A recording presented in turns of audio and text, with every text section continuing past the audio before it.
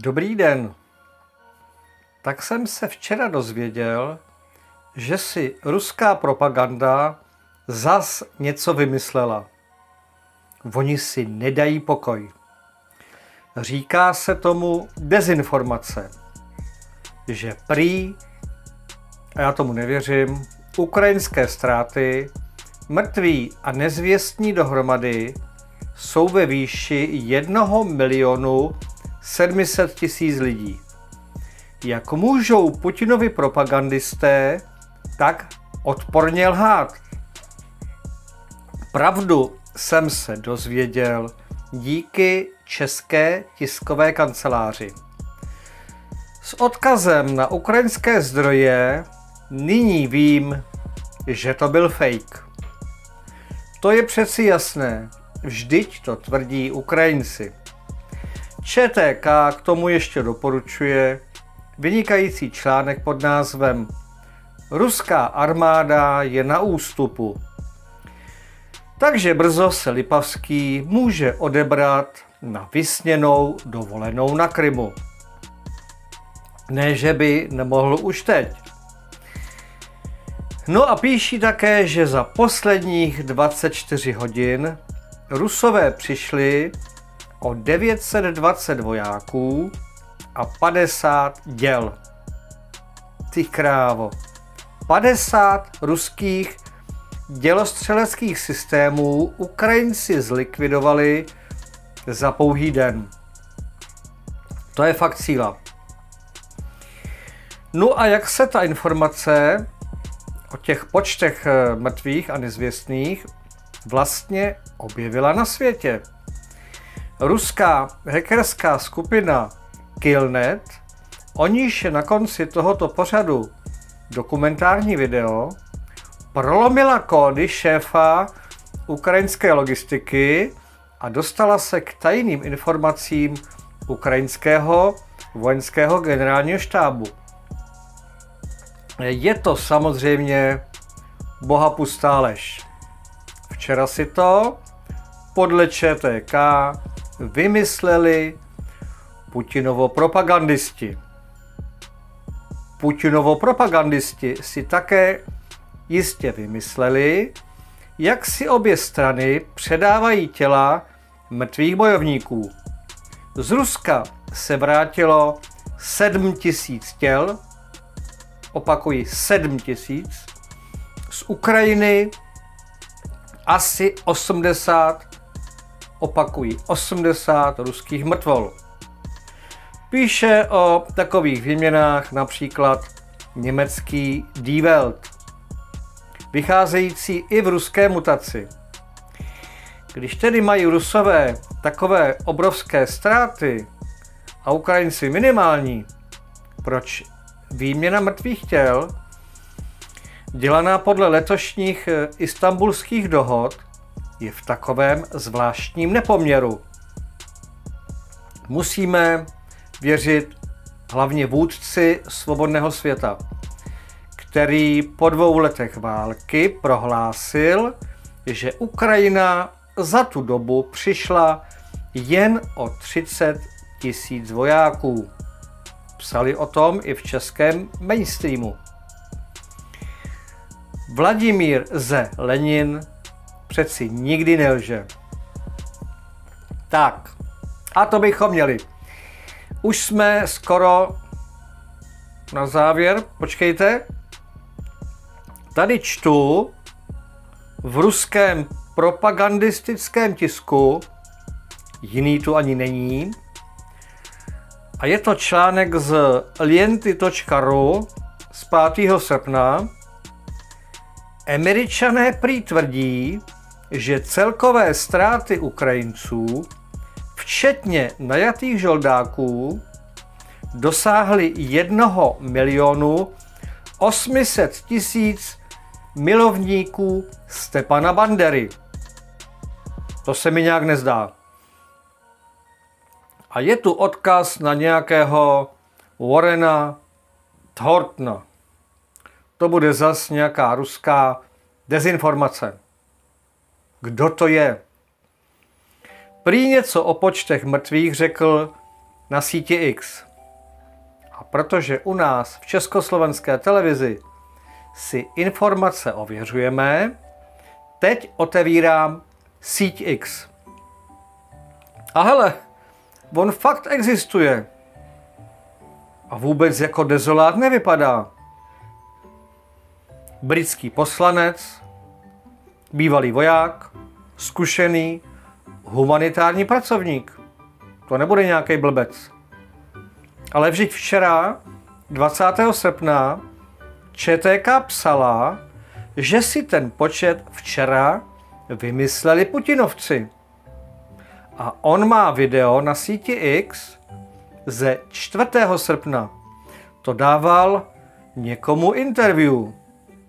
My se na část toho rozhovoru nyní podíváme. A hned po něm uvidíte tu již zmíněnou hackerskou skupinu Netkill.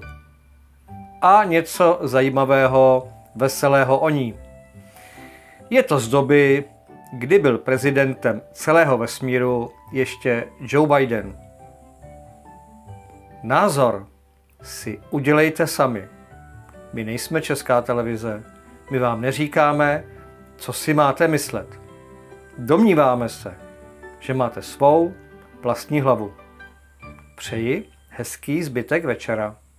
For Ukraine, of course, Zelensky has proved himself completely incapable as a military leader, leading to these massive number of deaths. But are those figures correct? Who's Colonel McGregor?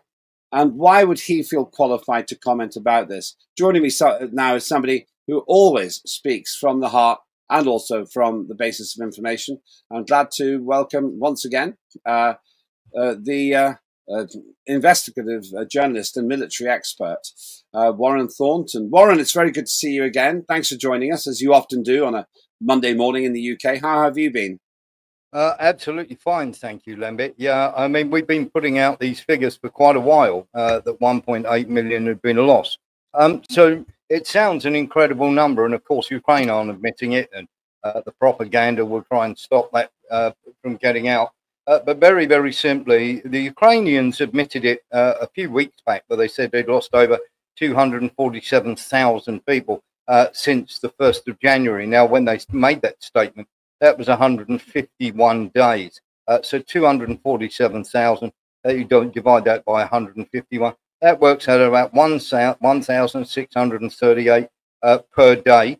If you multiply that basically by the time, by the amount of days this war's been going on, which is approximately 1,100, you get to the figure of 1.8 million. Now, this is without the bodies that have been stuffing into ovens, furnaces to burn them, so they don't have to pay out the money to the victims, and of course the bodies that have been buried in mass graves. And of course, we've shown everybody the video. Hold on, you just said made a huge statement in passing, Warren.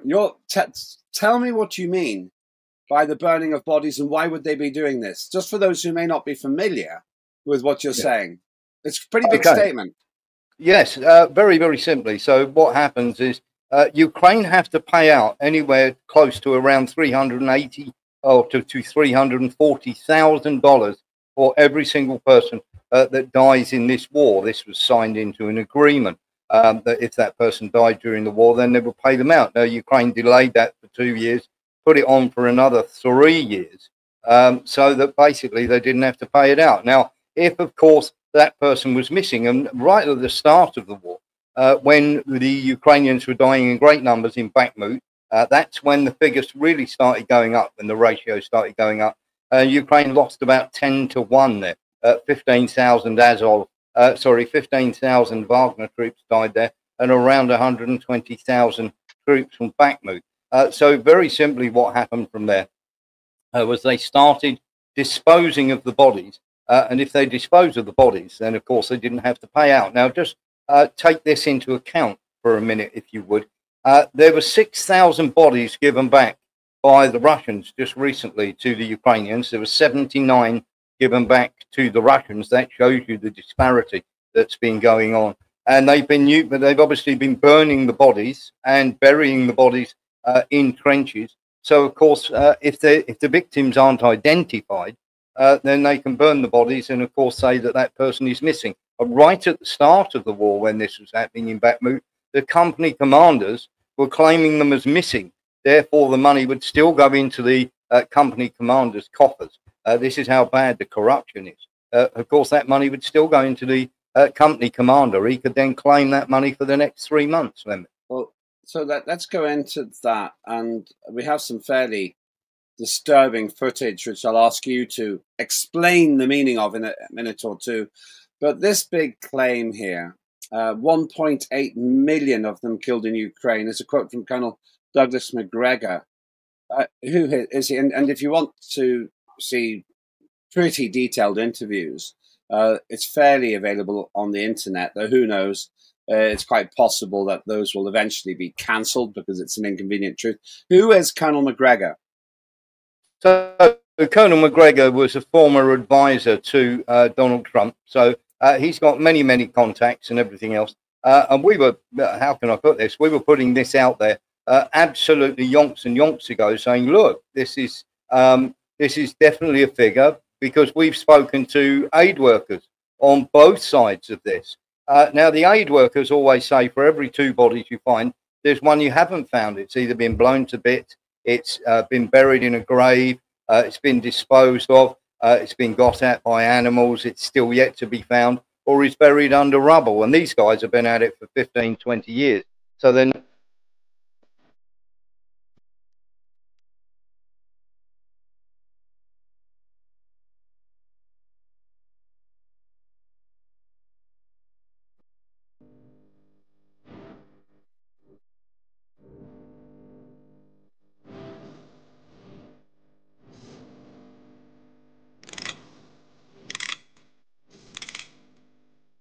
Destroy Russia.